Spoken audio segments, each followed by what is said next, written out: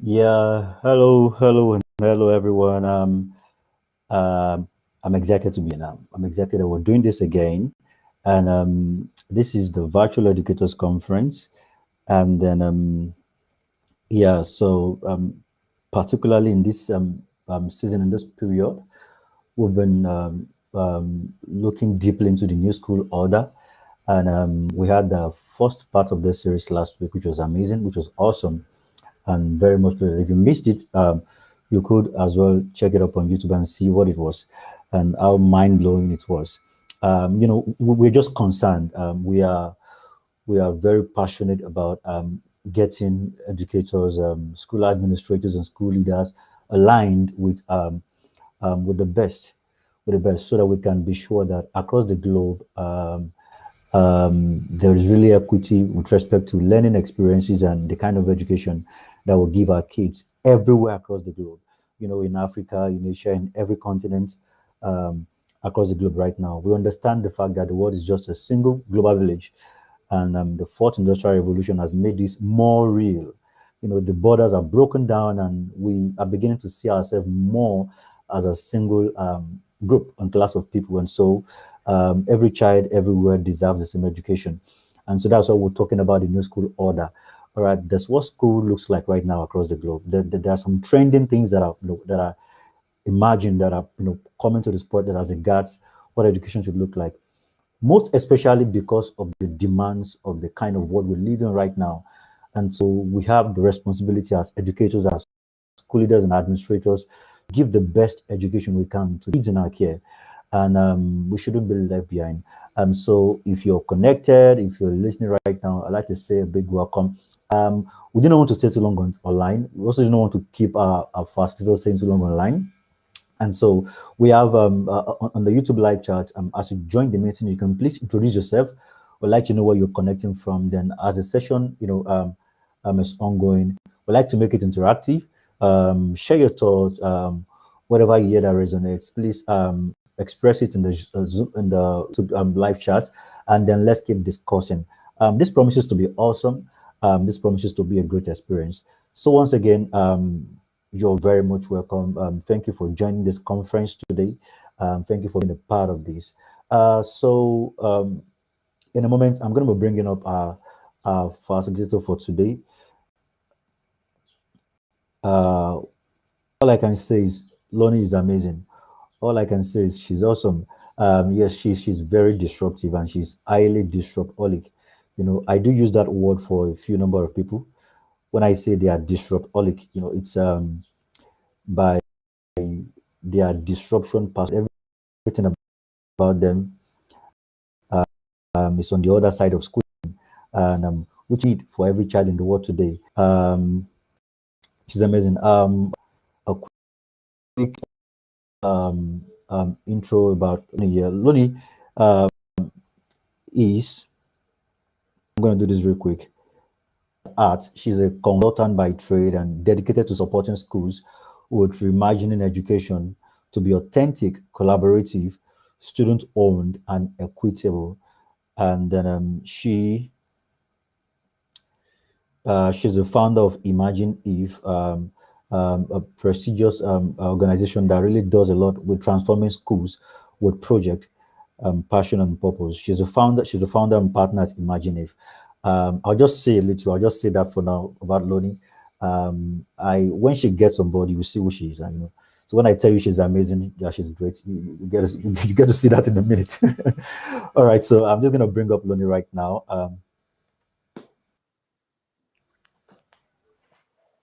Hi, everybody. Okay. And there we go. Let me show one more time that you can hear me. Can you hear? Yeah, I can hear you. Awesome, awesome, awesome. Thank you so much. Your presence right now on this conference means the world to us, like it makes a lot to us. I understand how busy you are. Many schools are right now getting into the school year, and in your space right there, I understand a lot of things are happening as regards school year, many things that you're doing right now. Thank you for squeezing out this part of your time to join us in this conference, and to really speak to, and to really inspire us with the great work you're doing and from your wealth of experience. Thank you so much, Loni, once again for joining us. This is much appreciated. Yeah, of course. I got a little uncomfortable with all of like the really kind things that you're saying because I think I don't really think of myself like that. I actually just think of myself as someone with a purpose and has never really faltered from that purpose. But thank you for those kind words. Yeah, means a lot. Awesome, awesome, awesome, great. So Loni, you're welcome. I'm going to drop down the stage right now, and I'm going to allow you to take us on this mental flight. Okay, we're ready. Uh, to every passenger on the flight, please tighten your belts. We're going to be going on the mental flight right now, and we're just ready. All right, so all right, so Yeah, I mean, I think I should first start out by saying that I have some slides that I'll bring up here and some videos and things like that. But I think I don't see myself as a disruptor in the sense of like the big mega, like big picture disruption. I think my disruption comes a little bit more with things that are happening in the classroom right now. I have a steadfast belief that every single teacher, single school that's out there can actually make some massive changes to what they're doing right now in order to create the kind of learning experiences that we really need kids to have for the future of work and for the future for their lives to be happy, thriving people in the world. And so I think disruption can look a lot of ways. It can look like, you know, massive bombs being dropped all around with ideas, but disruption can also look like inspiration and actually things that you could be doing right now. And I think sometimes that level of a disruption is actually a little more dangerous because it doesn't really give people a way out. Um, and I don't know, you know, all of you who are listening to this conversation, I don't know where you're coming from right now in terms of your mindset and your thinking about education in schools. But I'm here to tell you that no one really has an excuse. There is no excuse right now for actually not being able to apply some of the things we'll talk about today to school right now. So I'm going to try sharing my screen a little bit and I'll talk a little more about where I'm coming from, although this conversation really is not about me. I think it's much more about what we need to do collectively in order to change school for the future. So I'm just going to try to share my screen here and we'll see how that goes. Can you see the screen? Adebayo, can you see it? sure, sure, sure. Yeah, I think you have it Yeah, now. Yeah, perfect. yeah, Okay. yeah. So you already talked a little bit about what we do at Imagineif, but I think it just it may help set the stage a little bit for where I'm coming from in terms of my thinking and the work that we do at Imagineif. Art design principles are essentially that we believe that all schools everywhere need to be reimagined. We need to actually start doing that work right now. We cannot wait for systems to change. We cannot wait for politicians to kind of latch onto this. We actually have things within our grasp right now that we can do to make learning more meaningful for kids. So our design principles are that we believe learning needs to be reimagined to be authentic, so meaningful to the lives of kids, either in the real world or to their own lives. We believe that learning needs to be reimagined to be personalized. We are actually moving away from this one size fits all model of education where kids are doing the same thing at the same time on the same day and expected to learn it at the same pace. We need to move into paradigms in which kids can actually navigate their own pace of things, their own interests of things, and really personalize their own learning journeys in their learning spaces. The third design principle that we have is that learning should be student owned. We have a lot of this understanding, I think, as a society and kind of as a global species right now, that learning means opening up a head and pouring information in, and then closing the head and moving on. And actually, we'll talk a little more about this in a minute, but we really believe that we need to fundamentally shift so that learning is actually coming from students, that they are the ones that are taking active agency over their learning. We also believe that learning must be reimagined to be collaborative. that learning rarely happens in isolation, and the opportunity to work with others, to collaborate, is not just something that we need for great learning, but it's also something that we want for our world. Climate change, for example, is a massive group project, a global group project that we're on right now. And if we don't start actually building some of these foundational skills and mindsets in young people in school, I don't think I can swear in this presentation, but we're gonna really be in a bad situation. So we must reimagine learning so that it's collaborative as well. And then finally, we have the word equitable. We believe that every single kid, no matter where they're coming from, no matter what their story has been, not only deserves a chance at a great education, but deserves a chance to be empowered through agency and through these other foundational principles. So I hope I haven't scared you away already, but this is really our foundational work at Imagineif. And we do a lot of work around project-based learning, which I'll also talk about in a minute, to actually be a vehicle to achieve these 5 design principles in our work. So I'd like to tell you just a small little personal story. And I did say that this presentation is not about me, and I promise it won't be. But I think some people come to this conversation about disruption of schools and the future of education. They come to it in a lot of different places. And some people come to it from the place of thinking about the future and future skills and what actually kids need in terms of being able to navigate their lives, because it is different from the lives that we grew up in, situations that we grew up in. Some people come to this conversation because they see that their own children are not thriving, or they see, in school that things are not working so well. And I actually came to this conversation in a very personal way.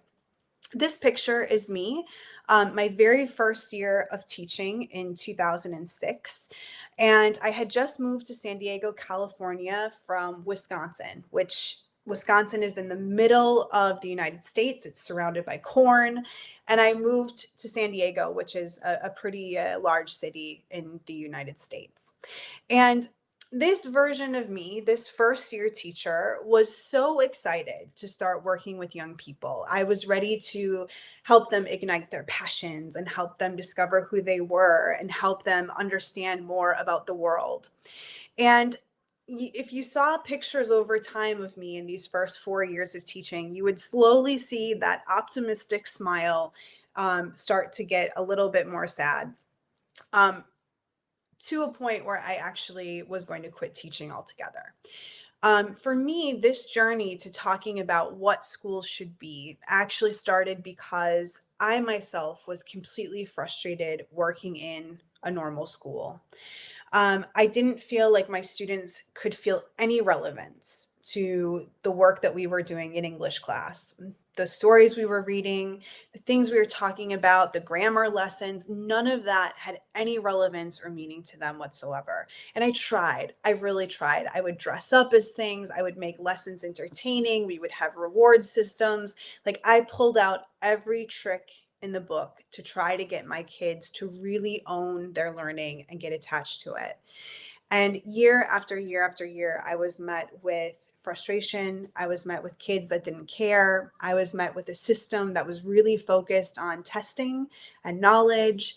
And I could just see that this was not a situation in which I was going to thrive being a teacher, and definitely not a situation my kids were going to thrive being students. So I was going to leave. I called my dad and I said, Dad, I'm moving to Hollywood. I'm going to be an actor. Like, I'm sorry, I'm going.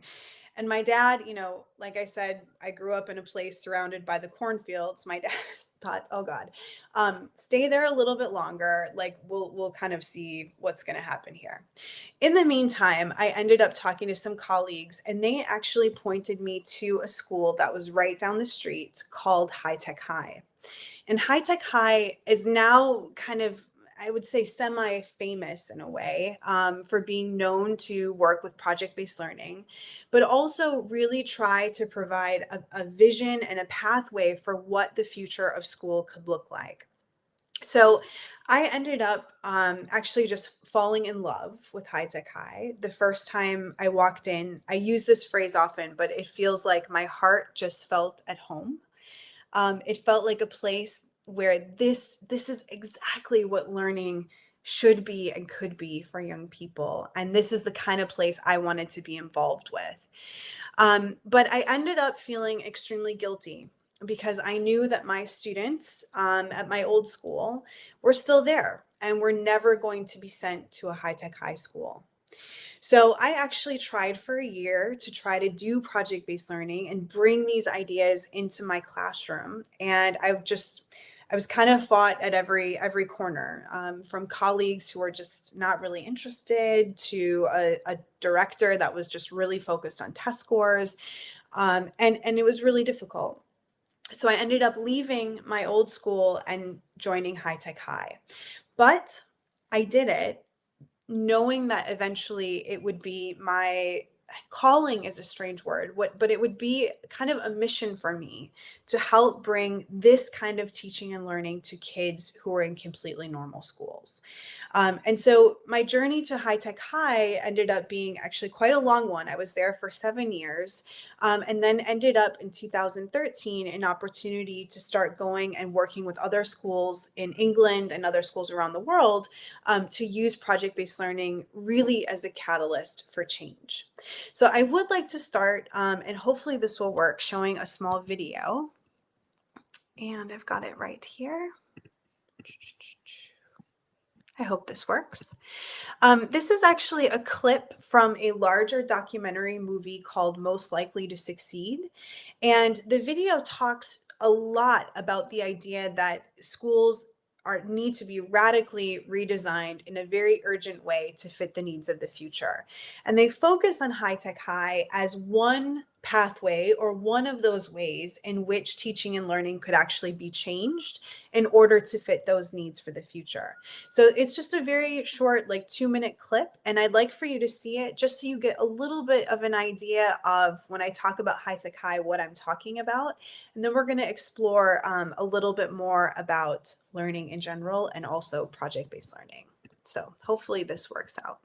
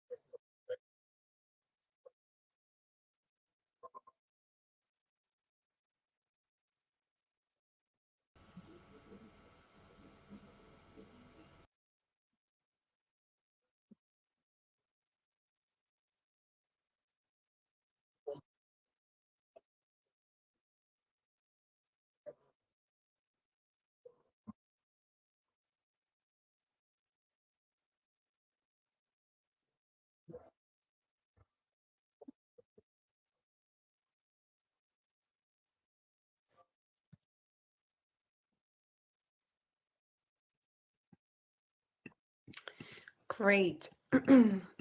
So Yeah, if you can't already tell, it's a very special place, High Tech High. But also it's a place that I'll talk a little bit more about this in a minute, that really embraces this kind of new paradigm of teaching and learning in school, and does that primarily through project-based learning. So I fell in love, like I said, and ended up working with the innovation unit in the UK, and then moving to Denmark. I fell in love with the Danish man, and helped develop something called LEAPS, which is another project-based learning school transformation initiative here in Denmark. And then in 2019, founded Imagineif, with the design principles that I had spoke of before. So I think one really kind of key piece in this conversation, we can talk a lot about like largely why school needs to change, but I think that we all actually know why school needs to change. Like we have actually the experiences on ourselves to actually understand and reflect on why school isn't not necessarily good enough. That makes it sound like we're not trying, because I know we are trying. Believe me, I know what it's like to be an educator right now. But I think that when we actually start to reflect on our own experiences with learning, we actually have all of the answers that we need. And I'll explain why. When we start working with schools at Imagineif, or when we start do presentations or do workshops, we often start with this activity called significant learning experience. And we have the participants actually reflect and describe a time in their own lives when they learned something that was significant to them. We give them some time to do this. We have them write down everything that they can remember about that experience. So, who they were with, what they learned, what were the conditions of that experience? Was it in school? Was it outside of school? Were they young? Were they old? Everything that they can remember about it. And we tell them it can be from any time in their life. It doesn't have to be just in school, it could be at any time. And then what we do after we have some time to think, and they write and they actually share with a partner some of their thoughts, we have them start to share out the qualities around that experience. So we say, if we were to make a recipe around significant learning, what would those qualities be? What would those ingredients be that we need in order to make a significant learning experience? Now, I did this activity actually yesterday with a group from London. And so I would like to share, actually just typed up all of their responses. And I'd like to share generally what comes from this activity. When we think about significant learning, what were the conditions and the qualities that enabled that to happen? You ready for the list? Here we go.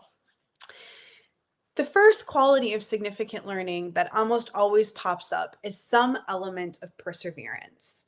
That a person in that learning experience needed to try something again and again and again. They needed to iterate, they needed to experiment, they actually needed space to fail. They needed space to actually not get it right the first time and continue that perseverance to get it better and to get it right, if it's a right and wrong situation. The second quality is that a lot of people talk about how they overcame other people's expectations, how someone had told them that they couldn't do it, or they had looked at it at first and thought, oh, I can't do this, but actually that they worked to overcome those limiting expectations of other people. If we continue down the list here, it was important to the learner. Almost always in significant learning experiences, we have people talk about how the thing that they learned was important to them.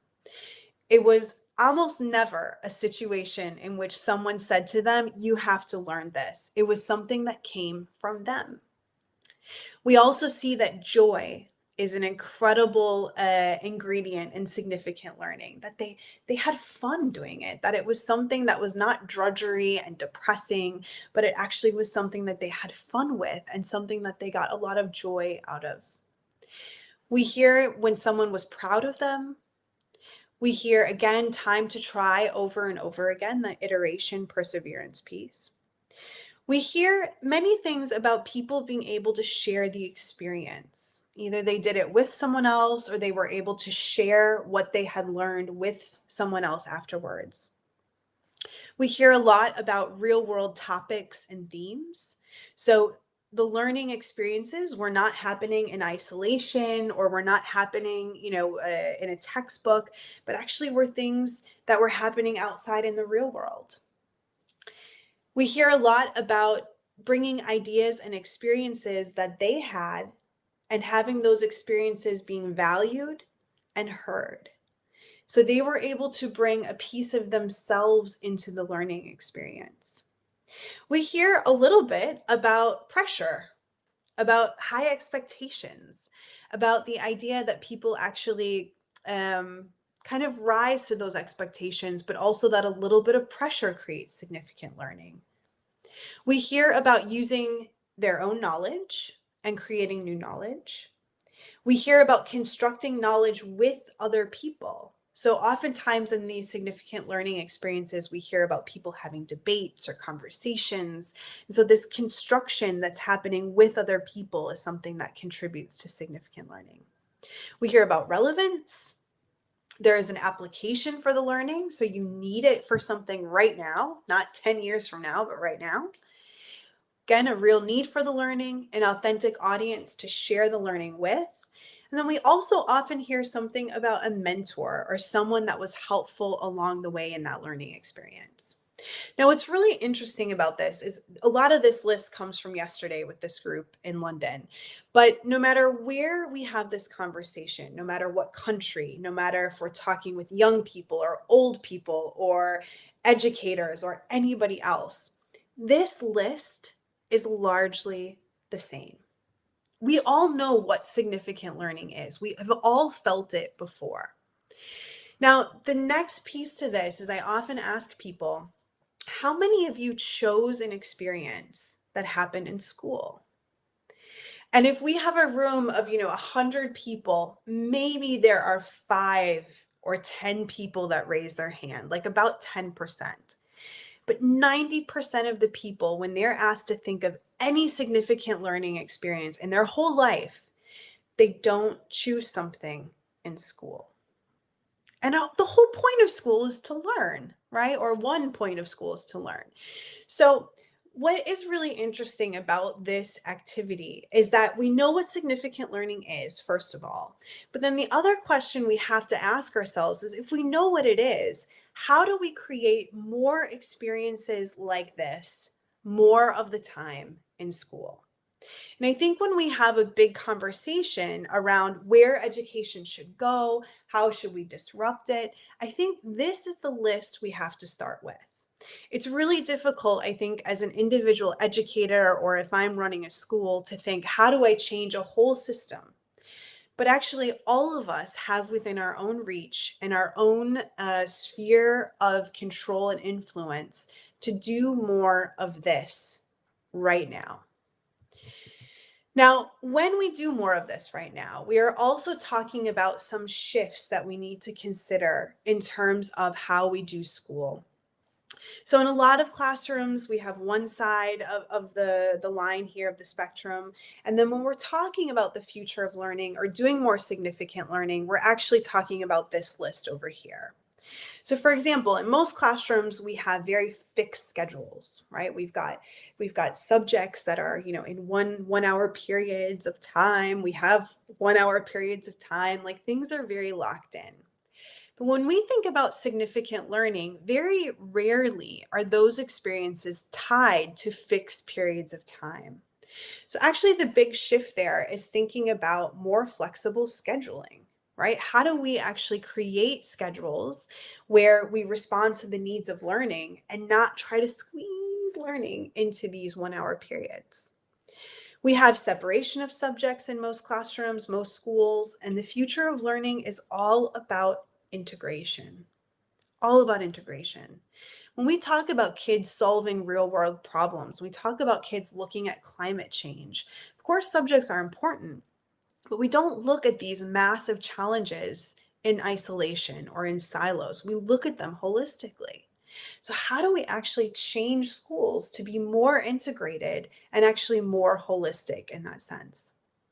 In most classrooms, we have teachers asking questions, right? Teachers coming up with what they need to learn. And the future of learning is all about kids. It is about kids asking questions, kids developing their curiosity and actually empowering them to not only have questions, but also explore them. In most classrooms, we've got a lot of independent work. Future of learning, as I said before, it's all collaborative. Not all of it. I shouldn't say all of it, mostly collaborative, or at least that needs to be a really significant piece of what we look at in our classrooms. In a lot of classrooms, we've got, worksheets, assignments. Future of learning is about solving problems. It's about kids taking all of their tools that they have, all of the knowledge that they have, and applying it to actually solving real world things. Most classrooms, we've got students are kind of passive, that whole idea of opening the head, putting knowledge in. Future of learning, kids are active. Kids are the ones who are constructing or co-constructing that knowledge. A lot of classrooms, we've got get it right the first time and then we move on. Future of learning, failing often, right? Being able to learn from our failures. I once had a student who wrote on the wall, fail, F-A-I-L, and then under it wrote, first attempt in learning. So how do we create classrooms where actually that failure and that iteration is not only allowed, but is also celebrated, because that's actually what real learning is. And then finally, in a lot of classrooms, we've got, school tasks, right? We have a curriculum that we're giving students. Future of learning is all about the real world, all about empowering kids to look outside of those classroom walls or to bring the world into the classroom and figure out how kids engage with that. Now, you might be wondering, how do we do all this? And that is a totally fair and relevant question.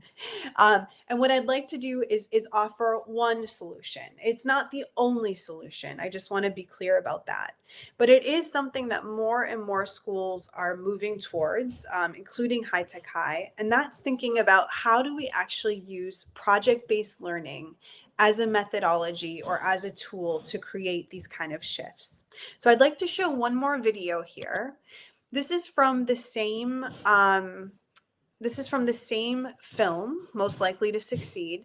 And this is actually a project that's happening in action at one of the High Tech High schools and gives you a little bit of sense of how these shifts actually can look in real time. Tuesday morning, what does it look like? So here we go.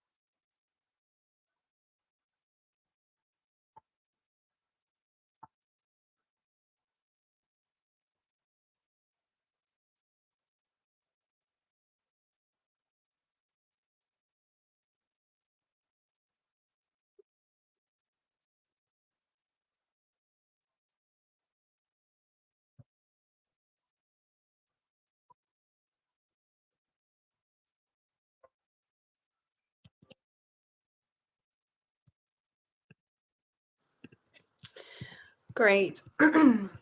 So I don't know that we have all the time in the world today to go into project-based learning, but I just want to say for the record, I actually don't know how they made that either. I think a lot of people, after I show that clip, they're like, so how did they make that? And it's like, I don't really know. But those teachers had an incredible passion for using laser cutters and for building and the mechanics. And so they use that passion in their teaching, in their classroom, in the project. The other ninth grade class actually was doing plays. So, as the very first video talked about, one of the things at High Tech High is that we actually kind of let go of this idea that even all classes need to be doing the same thing at the same time, and actually really empower the teachers and the educators to make some of those decisions about what they want to explore with kids and also what their kids want to explore with them. Just very briefly about project-based learning, because I think why this becomes such a key piece in this conversation is a lot of people are talking about the future of education. A lot of people are saying, we need to change. Like what do we do about that? And most often what I hear from educators and teachers who are, on the ground working with kids in classrooms now is that is all fine. Yes, I believe that is true. But what does it look like? What do I do with my kids on Tuesday morning at 8:30 when they come into my class? What do I do? And this is where I think project-based learning offers some really helpful solutions to the answer to that question. We can't any longer just talk about the future of education in generalities. We can't just rely on politicians to change the system. We can't really rely on the system to change anyway, because we have kids in seats now. We have kids who need this kind of teaching and learning now.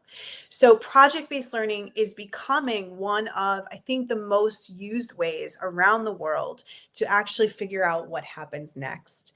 That might change in 10 years. We might figure out a different way, a better way to actually give kids what they need for the future. But for now, project-based learning is actually becoming that thing. So in every project, we have a very kind of loose project. Some people use design thinking methodology. Some people use engineering design. We've developed just a really simple kind of process for people to get started with. It always involves a launch activity of some kind, a planning phase, a creation phase, critique or feedback, an exhibition, and then also reflection. And reflection happens at the end and is also embedded all the way around. So I think right now, this is where I'm going to stop about project-based learning. And I've got like a bunch of slides. I'm just going to skip over really fast here and get to actually a couple at the end to wrap up the presentation part. But maybe there's an opportunity to actually just send off this slideshow and have it somewhere so you've got it. I've got a lot of project examples in here, a lot of different for different age levels and stuff like that. But I think it's actually best to kind of skip over those for a moment. So I'm just gonna la la la la la la la la la la la la la la la. Just ignore all of this. Last two thoughts that I want to leave with the presentation part. Like I said before, we work a lot at ImagineIF with supporting schools, not only to use project-based learning, but to really reimagine themselves for the future. And what I wanted to just touch on here is that while we're talking about project-based learning as a pedagogical change or an approach, we are also really needing to consider in this conversation organizational changes of schools as well. So how is time divided up? What are teaching teams? What is the physical space? And you had Lena on last week, who I know is just brilliant with physical space and actually the design of schools generally, budgets, year calendars, like there is something around not only changing what happens in the classroom, but also all of the organization around it to really facilitate whole school change. And then finally, there's also a cultural change that shifts. As you can see in the video that I just showed about the project, those two teachers actually said, we didn't know if it would work. So the idea that teachers are moving from, I'm the expert, I know everything, into a realm in which they actually say, I don't know everything. I don't exactly know if this is going to work, but we're going to learn from other people and we're going to go on this journey together. That's an incredibly challenging place to be as a teacher, but it's absolutely needed if we're really going to honor the experiences and the voice and the questions that kids have in order to create this kind of shift. Finally, with a lot of cultural changes, there's a bigger need for teacher collaboration. If we start putting subjects together into projects, we now have to collaborate in a totally different way. And then finally, mindset shifts. This idea that the whole point of school is for kids to get kind of basic memorization knowledge, that's kind of blown up in this future school situation. The last thing that I'll just leave you with is if I were to sum up the future of education in 4 quotes, this is what I would choose. And they're kind of random, so stay with me here. The first comes from Larry Rosenstock, who was the founder, one of the founders, and was longtime CEO of High Tech High. And he says, break down the walls of school, get kids out, bring the world in.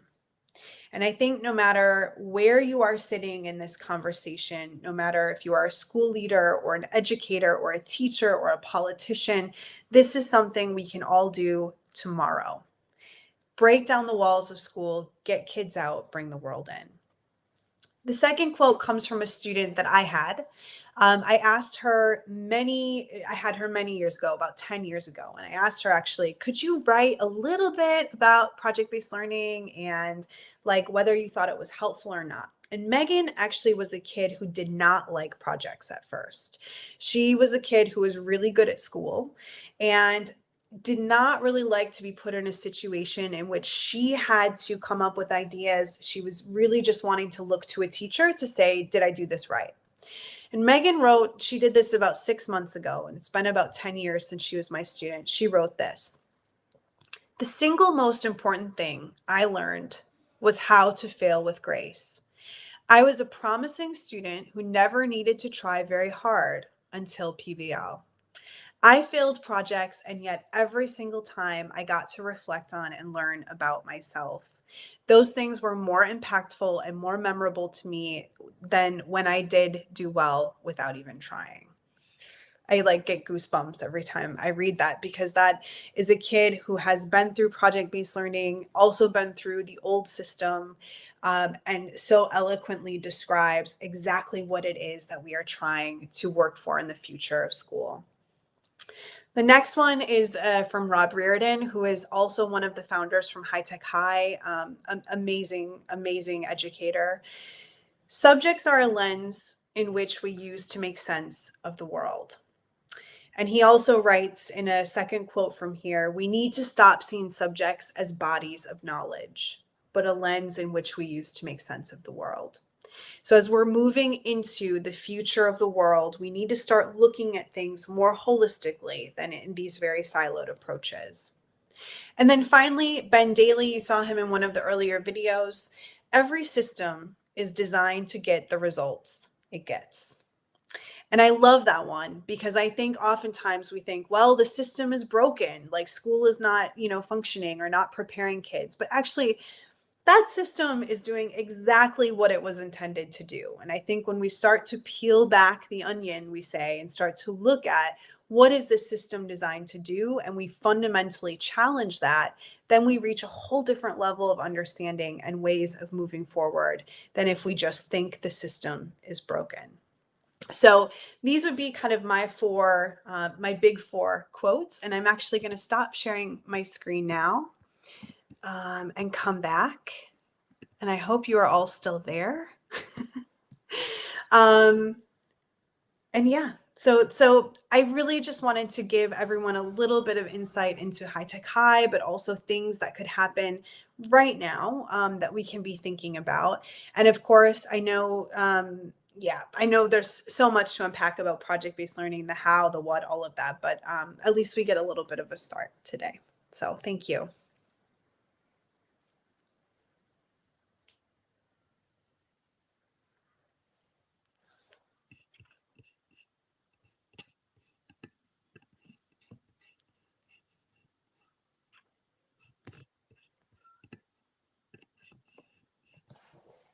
Yes, I think I'm done.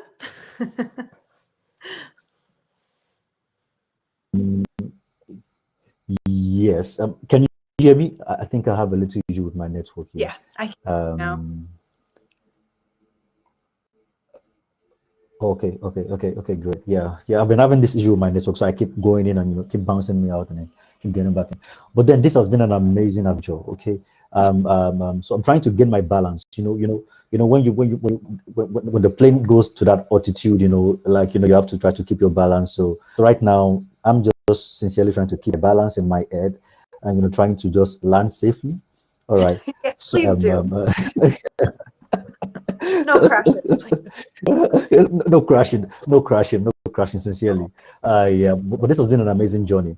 Why you were playing the video, displaying the pictures, and then I just wrote something down here. I said, this looks like a place of work.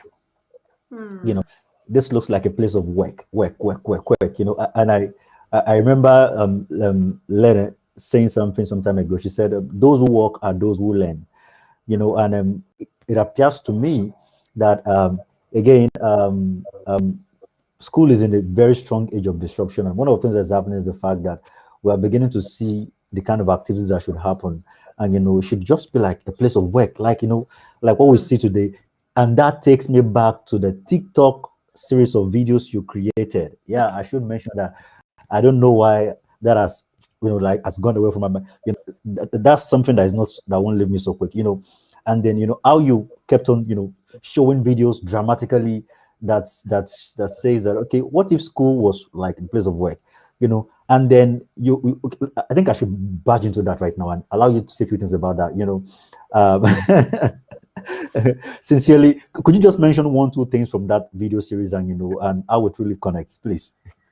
Yeah, I mean, I'm not a TikTok genius at all, and I'm way too old to be on there. But I really I just was trying to experiment a little bit. Like if we were to apply the same things that we put kids in, the same situations, the same kind of ideas that we apply to school, if we were to take that and actually apply it to work, what would that look like? And so, like, the first one is just basically about like training. And like you go to work and someone says, well, you're going to be in a training program, and you're like, great, this is awesome, like a couple weeks of training, perfect. And then if your boss says, well, no, it's 12 years, and you're like, 12 years, why would I train for 12 years? And yet we often tell kids like, well, this is going to be for your future, this is going to be for your future, and we kind of stack up everything that we do in school for their future. But the reality is that, the world is happening now around kids, and we have opportunities to bridge that. Another example is like, if well, one really small example is someone shows up for work and then the boss says, oh, well, you're over here with all of the people your age. And you're like, what? Like, but I don't, I just started this job. And they're like, yeah, but you're 37, so you should be over here. Just the idea also that we group kids by age, that's the only thing normally that we take into consideration. And yet, again, in the real world, like if we were to do that, we would see that as totally absurd. And then finally, like one that I think is really poignant is about someone doing like all this work and really like busting themselves to get this task done for their job, their boss, and their boss looks at the work and says, this is great, here's some feedback, now do it again.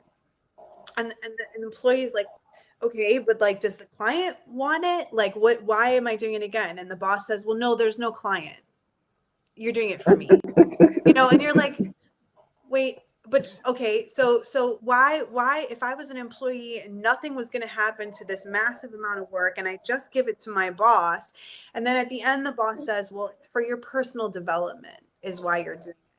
And again, I don't think many of us would sit in a job and really work hard over a long period of time if nothing meaningful was happening to the work that we were doing. And yet, again, we put kids in this situation often where we have them work and learn and do things again and again where they see no connection and nothing ever really happens to it that they, really identify with except for the teacher getting it. So like I know that these are like kind of big comparisons and kind of unfair maybe extremes. But at the same time, again, I think there's a lot of things that we ask kids to do on a daily basis that as adults we would never do in a workplace.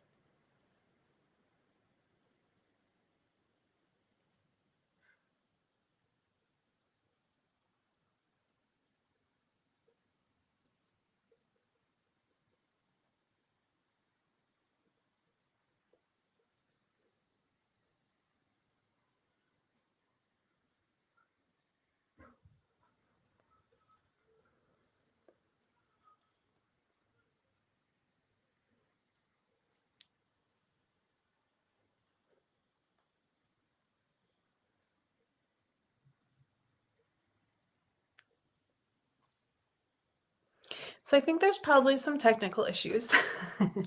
But I can just actually just touch on this like place of work thing. The first time I walked into High Tech High, actually, I was really struck by the fact that kids were doing work with purpose, and it doesn't mean that like all kids were on task all the time, but I know that in my like classroom at my traditional school, kids would like do work when I walked by when they knew that a teacher was watching, but they really were not doing work with purpose. And so I think this idea of it looks like a place of work is that kids actually are working, but they're working with purpose, which is much different than I think in a lot of other Yeah. schools. Yeah. Oh, you're back. Hi. Yeah, I'm back. I'm back. I'm back. Amazing. Yeah, I grabbed that. Yeah, the working with purpose, and then and again, I see that there's got to be we should accept the fact that educators, teachers in schools today are not sufficient. Like there's gonna be a lot of collaboration, like a lot of industrial collaborations. I feel like right now schools should be writing letters to companies, and there should be this kind of partnership.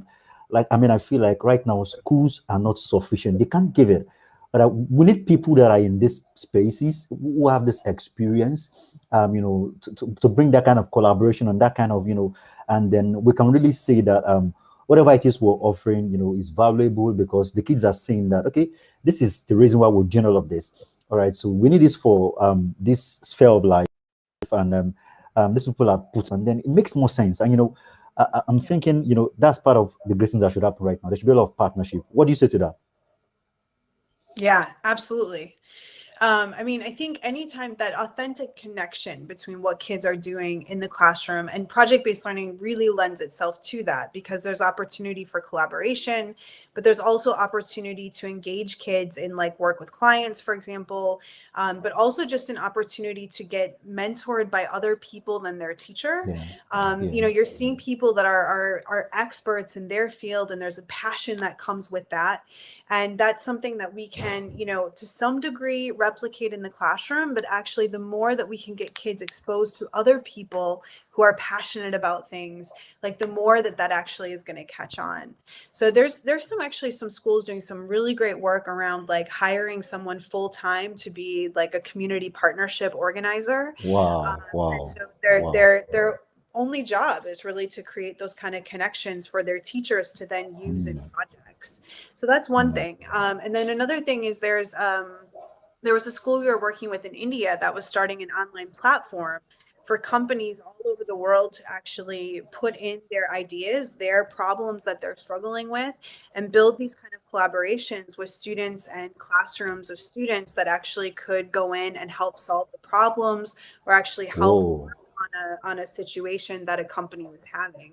So I think, I know one of your big passions is about really kind of blowing up this idea of networks and, yeah, yeah, cross global collaboration.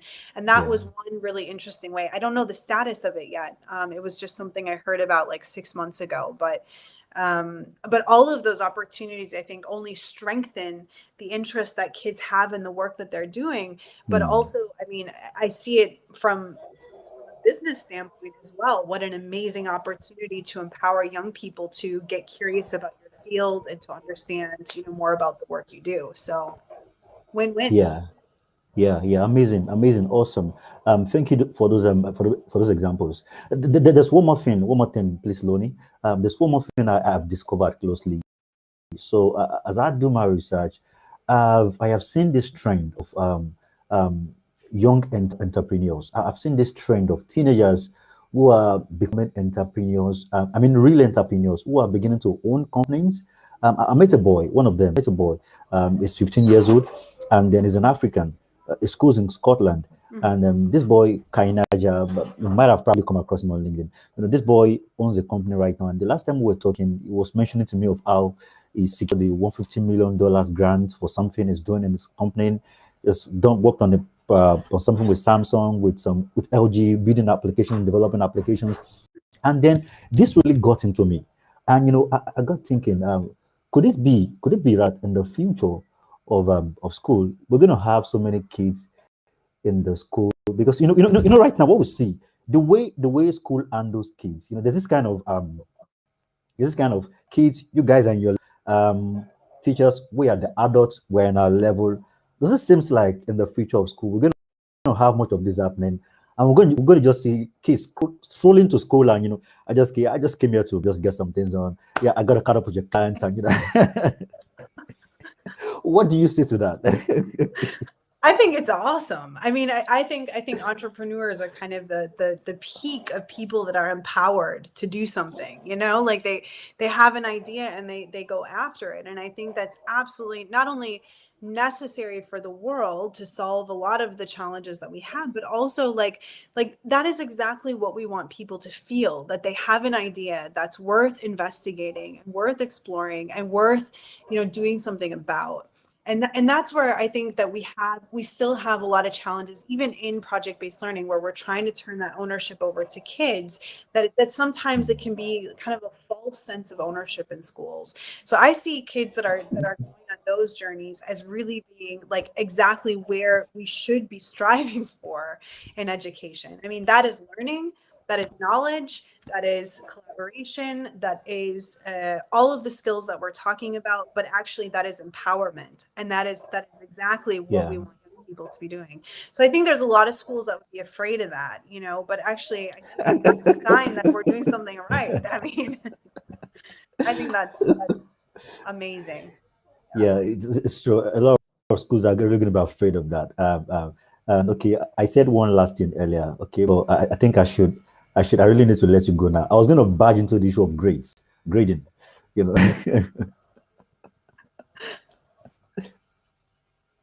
I was going to barge into the issue of grades again. For me, I believe right now, as we attempt to personalize learning, like I was sharing on LinkedIn, that thing I see, school just let's just do the exam and just we don't care about kids, we don't care about you. We're more interested in the system and keeping it rolling. And so I mean, I feel like something like a digital badge would be more appropriate. Like you're doing algebra in year 9, and then we're going to keep following you, we'll support you. When you're done with algebra, you get a badge, and then you move into geometry. When you're done with geometry, you get a badge, and every time you're done with a particular learning area, you get a badge, and then when you're done, you get it. We're not trying to frustrate you and make you just run your race at the expense of others learning pace and trying to feel like, why am I in this classroom? Because at the end of the day, they're going to put some kids at the top and say they're the best, not even respecting. I feel like that is killing a lot of kids in the classroom right Yeah. now, is killing their esteem, and they're feeling like, well, I don't, and they're going to carry that mindset into real life, and where they keep seeing themselves as someone who is not the best, who cannot do something great. And would you like to say one more thing about that? I promise. After this, no more questions, no more conversation. I promise. Yeah, I mean, I think we all have good intentions, and I know what it's like to be a teacher in a really normal school in that kind of system, and you show up every day and you're trying to do your best and you're trying to reach all your kids and you're trying to teach what you are supposed to have to teach. And like I understand that is a really, really difficult position. But at the same time, I think you ask almost every educator, and they know kids in classes that are struggling academically, but are also struggling with their own narrative about themselves, with this idea that they're not good enough. And actually, school in many ways has taught them that, because there have been right answers their whole life, there have been wrong answers their whole life, and if they haven't fit inside the box, they have been left out. And I know that every educator can think of kids like this. So I think rather than seeing this as a need to change always in terms of the future of education, it also feels like an opportunity, an invitation to actually change, to serve those kids that are in front of you now, to help change that narrative. So I think that, you know, some get really lit by the idea of, you know, changing schools and the theory of that, but others I think are really turned on to this by actually thinking about those kids that are in front of them now. And as you're talking about, we all know those kids that could deserve a new narrative around what they're good at and what they're passionate about, and to be able to honor those experiences in school, not just honor, but celebrate and find entry points into school, what kids, who they are really. um yeah, so I Oh, absolutely agree, the huge need. yeah, awesome, awesome. Loni, this has been an amazing time with you. Thank you. I do, and we do at EAZY-DIGI all know what you've done today so, so much. Thank you so much for taking out your precious time to share this amazing stuff with us, what you're doing, and how you've been able to inspire a lot of school educators to delve into project-based learning right now all over the world. Project-based learning is a leading approach to learning all over the world that is, that is birthing authentic learning for our kids and helping them to gather the skills they need to thrive in the present and also in the future as we see. Thank you so much, Loni. This has really been an awesome time. Thank you for taking us on that mental flight. Um, if you would, if you're watching, if you'd like to connect with Loni is on LinkedIn. I'm going to a LinkedIn contact and a platform. We believe the world is a single global village. And one thing we try to do is we try to see how we can keep connecting, building that connection. Like try to see how in our own space, let's keep connecting educators in Africa with educators in Asia, in Europe. Let's keep connecting. The equity gap is a network gap. You know, the more building the more the network getting stronger and stronger, the more we can really say we're gonna really get to equity with respect to learning. And that's what we're doing. One more time, the best. You're amazing. You're awesome. This has been a wonderful time with you. Thank Yeah, you. thank you so. I'm so yeah. Trust me, we're gonna see many things to together. So many projects in the nearest future. You know, so many amazing stuff. Yeah, you're amazing, Loni. Thank you. Bye everybody. I can hear my kids crying downstairs, so I'm gonna have to pop off, but Oh thank no. Yeah, that's fine.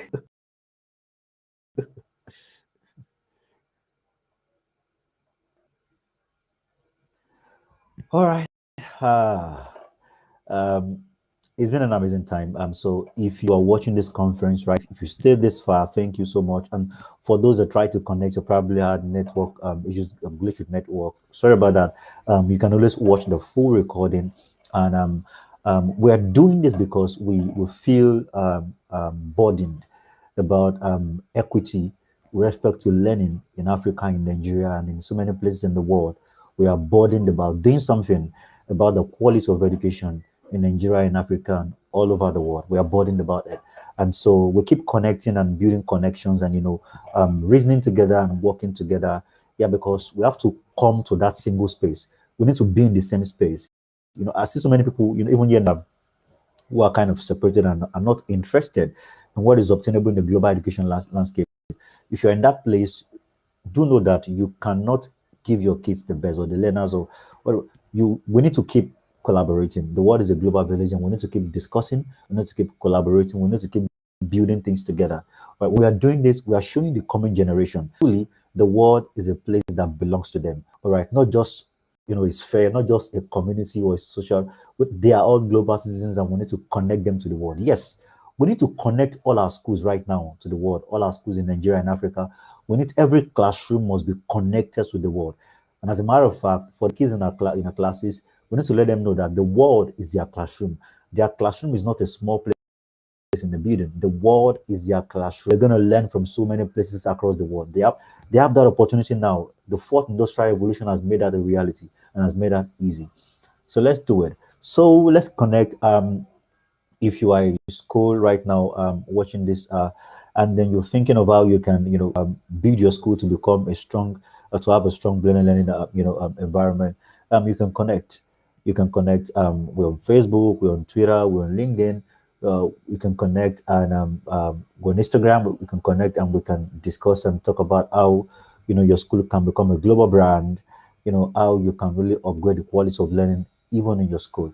If you'd like to know more about us and about what we do at EAZY-DIGI, I'm gonna, yeah, so you can follow us on LinkedIn. On LinkedIn, you can follow us, EAZY-DIGI. You can follow us on Instagram as well. I'm trying to pull up the links.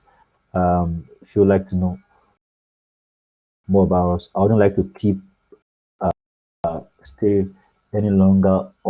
So you can follow us on LinkedIn. You can visit our website, eazydigi.net. You can visit, let me drop that in a moment. eazydigi.net. Yeah. So you can visit our website and see what we're doing with schools currently, and then we can collaborate to take your school to the next level. Thank you for your time. Thank you for tuning in. If you have questions, you can drop it in the chat room. We're going to see it afterwards, and then we're going to pick it up and view. Thank you so much one more time. Thank you for participating in this conference. You're the best.